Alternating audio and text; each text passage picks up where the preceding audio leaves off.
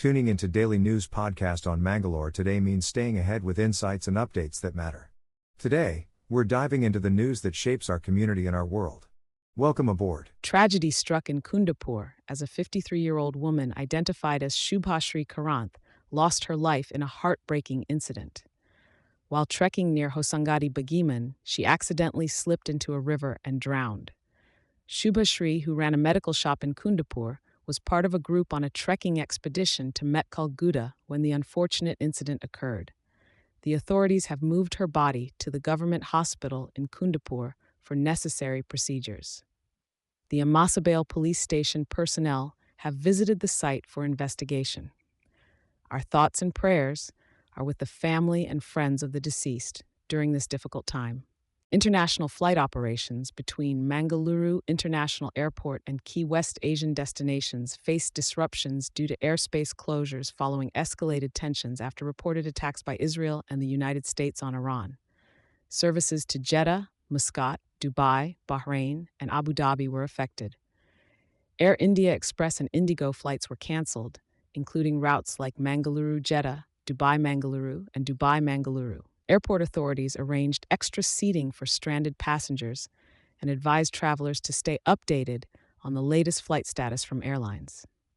In a bid to transform Mangaluru into a thriving entrepreneurial hub, the Bolpu Dawn of Opportunities initiative, led by Dakshina Kannada MP Brijesh Chauta, has selected 11 innovative startup ideas out of more than 850 submitted.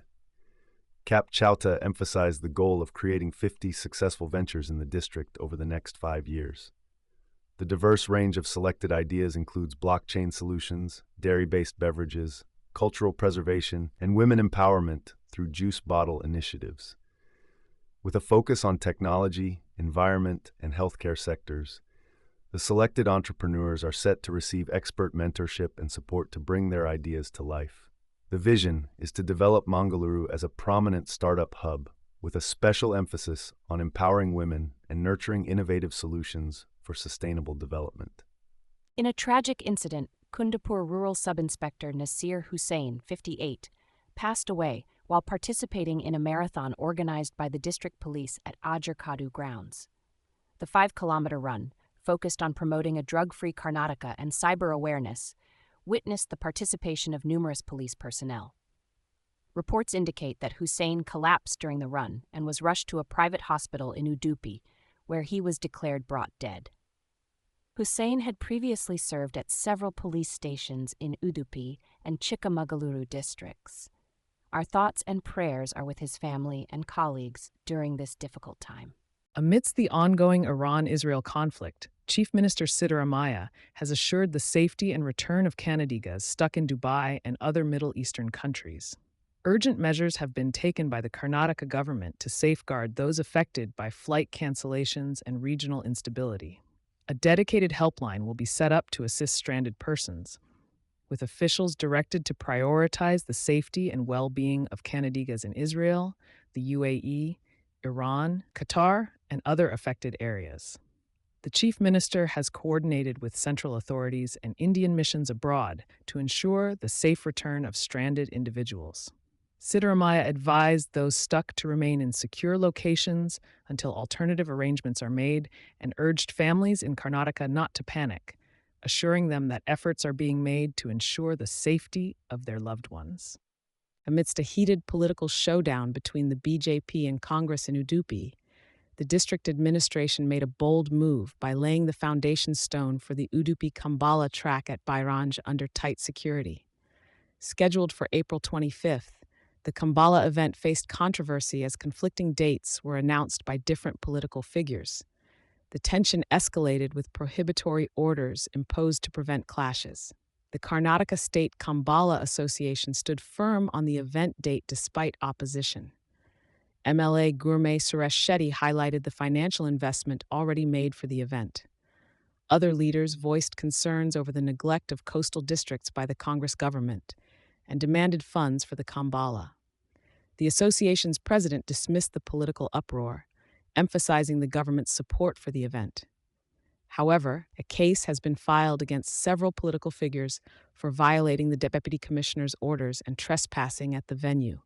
Stay tuned as the Kambala saga continues to unfold in Udupi. In a heated political exchange, Congress MLC Evan D'Souza accused Mangaluru City South MLA D. Vedavias Kamath of playing politics under the guise of development. D'Souza questioned the MLA's claims of insufficient development funds by pointing out the ongoing projects in the region. He urged Kamath to seek government funds through appropriate channels instead of resorting to public accusations.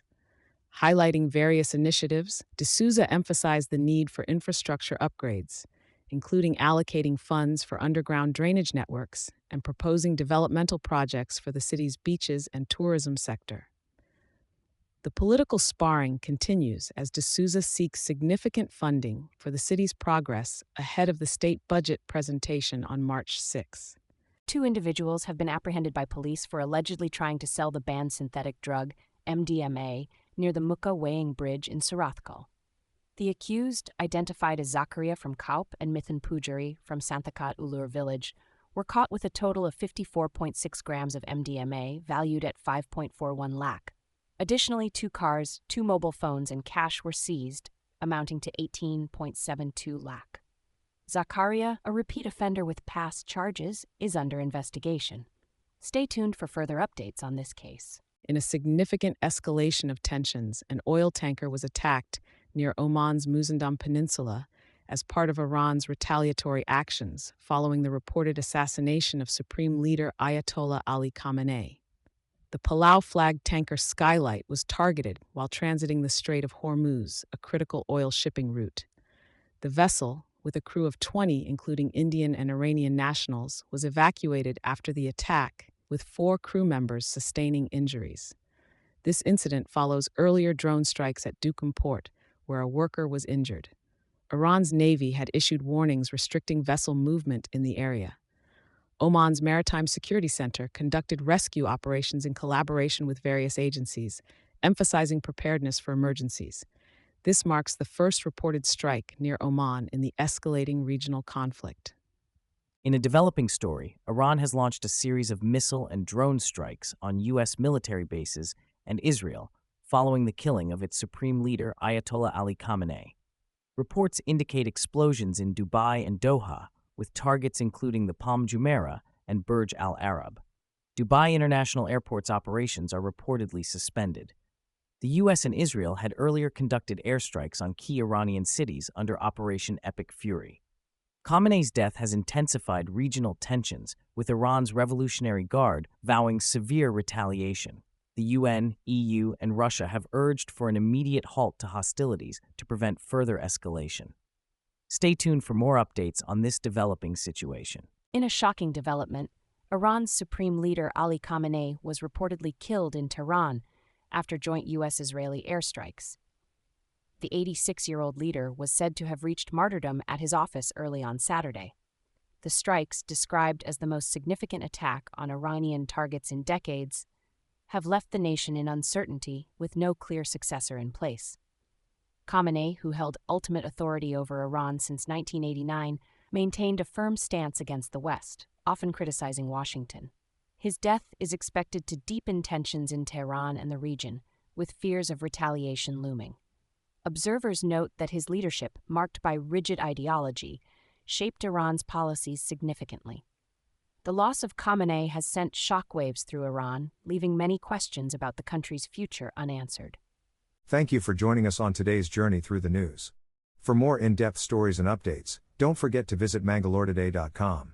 And if you value staying informed, please subscribe to our channel for timely updates. Good night, and take care.